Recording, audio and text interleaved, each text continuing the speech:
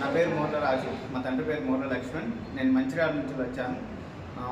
ఇక్కడ VC study సర్కిల్లో 5 నెలల ఫౌండేషన్ కోర్స్ తీసుకోవడం జరిగింది.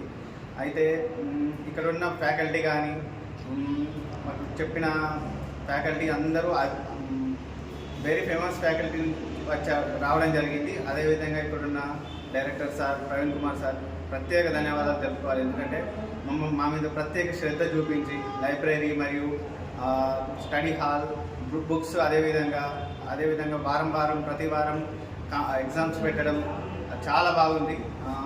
మాకు ఇంతకుముందు ఎప్పుడు కోచింగ్ తీసుకోలేదు.